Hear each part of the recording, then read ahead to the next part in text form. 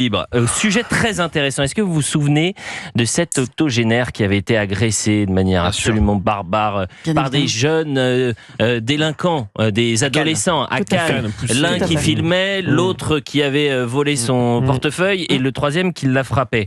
Il s'avère que la ville de Cannes avait retiré la place du marché du père de l'un des trois auteurs de la violente agression. C'était en août 2022. Que nous avions reçu dans l'émission de Cyril Hanouna. Bien sûr, vous aviez reçu. Et le fils de la mamie agressée et le papa d'un des jeunes garçons. Mais vous aviez reçu aussi la femme qui avait été agressée, si mes souvenirs sont bons, Angèle.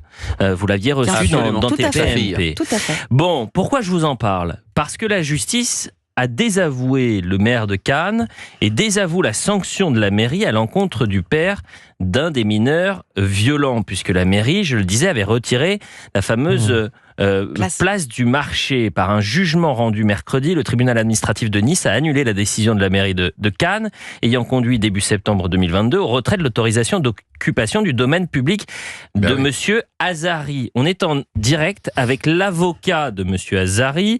Merci d'être avec nous, Maître Serroussi. Alors déjà, une première réaction. J'imagine que l'avocat de la défense est un avocat heureux, même si la mairie peut très rapidement interjeter appel. Bien évidemment, l'appel, vous savez, il est de droit, donc il n'y a aucune difficulté. La mairie peut interjeter appel, mais aujourd'hui, bien évidemment, c'est un avocat heureux que je suis, heureux que le droit ait été respecté, et heureux que cette décision soit intervenue, bien sûr. En revanche, vous savez, dans le débat aujourd'hui public, on se pose beaucoup de questions sur la délinquance des mineurs. Cette séquence était absolument terrifiante. On a parlé de décivilisation, c'était un des symboles de cette décivilisation. Et lorsqu'on parle de la délinquance des mineurs, on se pose aussi la question de la responsabilité des parents. Et finalement, il y avait peut-être dans cette démarche-là, je dis peut-être parce que le dossier date un peu, mais la volonté aussi de sanctionner le père, un père défaillant en quelque sorte. Mais Monsieur Daval, vous savez qu'on est en France. C'est Deval, Non, Monsieur Daval. Deval est en prison, mais il n'y a pas de souci. Deval, bientôt peut-être. Écoutez, Gauthier Lebray, vous le premier, surveillez ses comptes. Allez-y. Monsieur Deval, oui, mais plaisanterie mise à part. Vous savez qu'on est en France, et en France, on a des lois. Et ces lois, elles sont faites pour être respectées. Ces lois, lorsqu'on ne les respecte pas, il y a un tribunal qui vient et qui sanctionne. En l'occurrence, le maire a pris une décision. Cette décision, aujourd'hui, elle est sanctionnée, il faut la respecter. Vous me parlez maintenant d'une autre chose. Vous me parlez de la responsabilité des parents vis-à-vis de cet enfant. Sachez que cette responsabilité a été prise. Une procédure a été mise en place. Madame Angèle est passée en expertise, une indemnisation est eue. Et les parents sont civilement responsables. Mais là, on parle d'une responsabilité administrative. En quoi cela est lié ? Mais attendez, vous avez entièrement raison, il y a une justice en France, et d'ailleurs vous connaissez mieux la justice que moi, mais si je ne m'abuse, il y a une première instance et puis il y a possiblement un appel. Et parfois, dans les décisions administratives, vous avez un conseil d'État ou la plus haute juridiction qui peut désavouer ce qui a été dit en première instance d'ailleurs.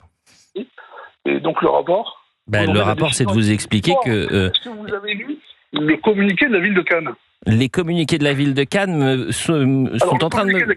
Oui, je suis en train... Retrait de la place du marché de la Boca, la mairie de Cannes assume ses responsabilités pour garantir l'ordre public. Mais on n'assume pas ses responsabilités, cher monsieur, ne respectons pas la loi. Moi, je ne fais pas l'avocat du maire de Cannes. Simplement, vous me demandez si j'ai le communiqué, je l'ai entre les mains. Je vous donne le titre. Voilà. Oui, moi, je vous réponds tout simplement. Je suis en train de vous expliquer, puisque vous m'interrogez, qu'aujourd'hui, on a une mairie qui va à l'encontre de la loi, qui se fait retoquer devant le tribunal administratif, qui est aujourd'hui face à une décision qu'elle a prise qui a été annulée, et qui nous explique clairement par le biais d'un communiqué qu'elle va maintenir cette décision. C'est lunaire.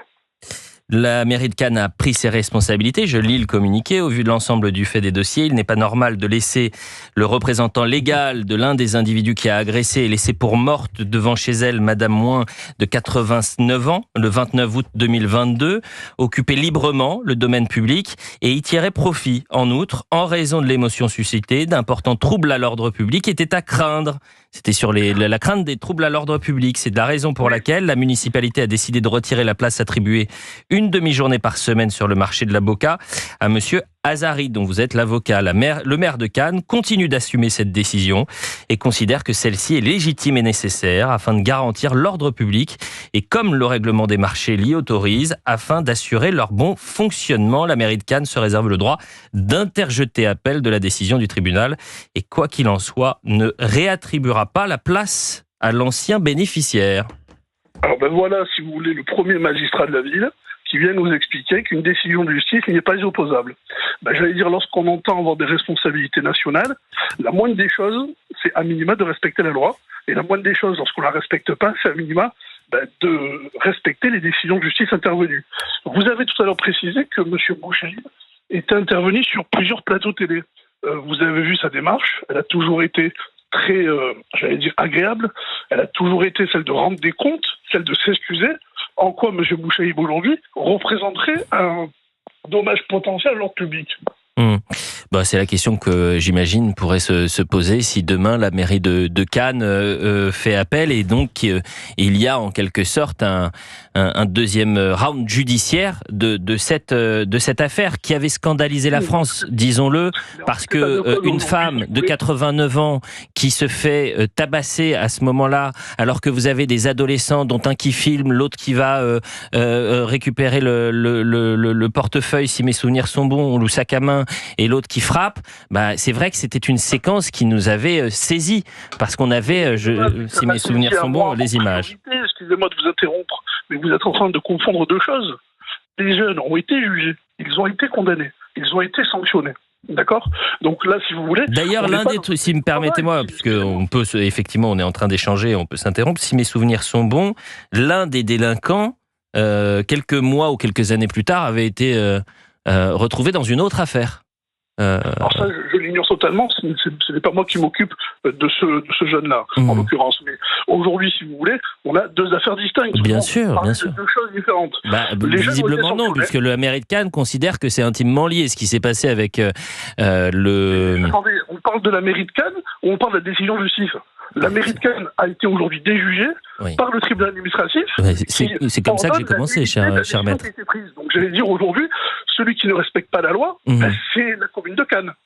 Ah mais c'est très intéressant. Et d'ailleurs, est-ce que vous pouvez... alors la question qu'on peut se poser, c'est si, effectivement, comme vous le dites, la mairie ne respecte pas la loi, qu'est-ce qui peut se passer ensuite? Attendez, monsieur Deval, vous avez lu tout comme moi. On a une décision du tribunal administratif qui est exécutoire, qui vient nous dire que la décision de la commune de Cannes est nulle.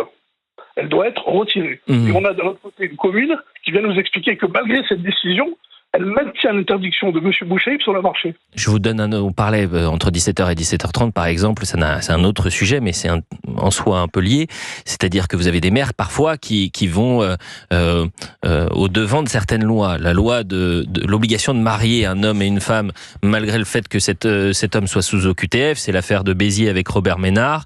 Et donc vous avez le maire de Robert Ménard qui a dit moi je les marie pas, quitte à ce que je sois condamné par la justice. La question que je vous pose, c'est pour ça que c'est intéressant. Qu'est-ce qui peut arriver? La différence, monsieur Deval, c'est qu'aujourd'hui, si vous voulez, il y a une décision qui est intervenue. Dans le cas qui vous intéresse avec le maire de Béziers, il n'y a pas de décision encore. En l'occurrence, là, aujourd'hui, voilà un maire, voilà une commune qui vient nous dire que malgré une décision, cette décision ne s'oppose pas à eux. C'est totalement lunaire. J'ai compris, maître. J'ai compris. On est dans une communauté de cow-boys. Et chacun fait sa loi. Et lorsqu'on aspire à des responsabilités nationales, je pense qu'il faut jouer un peu moins avec la loi, et je pense surtout qu'il faut respecter les décisions de justice. Parce que la réalité aujourd'hui, c'est que Bouchaïb, la décision de justice, il a respecté concernant son fils. Son fils a été condamné, il a été placé, des condamnations dommages et intérêts ont été réglées. Aujourd'hui, il veut restituer sa place de marché, soit récupérer la place qui est la sienne. La loi aujourd'hui l'y autorise, le jugement l'y autorise, au nom de quoi on a une commune qui viendrait refuser l'application de la loi. J'ai compris, cher maître. La question que je vous posais, c'est quelles peuvent être vos démarches si la mairie de Cannes refuse? Qu'est-ce qui peut se passer? Est-ce que par exemple... C'est tout simplement, on va saisir aujourd'hui, on va faire une demande, cette demande de dommages et intérêts, parce qu'aujourd'hui concrètement, il y a des dommages et intérêts relatifs au fait que la mairie ne souhaite pas réattribuer cette place. Ces dommages et intérêts, finalement, qui va les payer? Ça va être les contribuables cannois. Très bien. Parce que leur frère Et aujourd'hui, autre question, vraiment, et je vous pose toutes les questions que les auditeurs pourraient se poser, et évidemment, on n'a pas vos connaissances et votre science du droit. Si appel est fait, appel est interjeté, est-ce qu'il suspend la décision en première instance ? Mais non, mais dans tous les cas de figure, la décision est exécutoire. J'ai compris, mais si appel, aujourd'hui, la délibération du conseil municipal de Cannes, aujourd'hui, est annulée. D'accord, mais si cet après-midi, si ce soir ou demain, la mairie décide de faire appel, est-ce que ça casse la décision ? C'est exécutoire. C'est exécutoire. L'appel n'est pas suspensif. Merci, l'appel n'est pas suspensif. Eh ben, écoutez, un grand merci, maître, d'être venu réagir en direct dans On marche sur la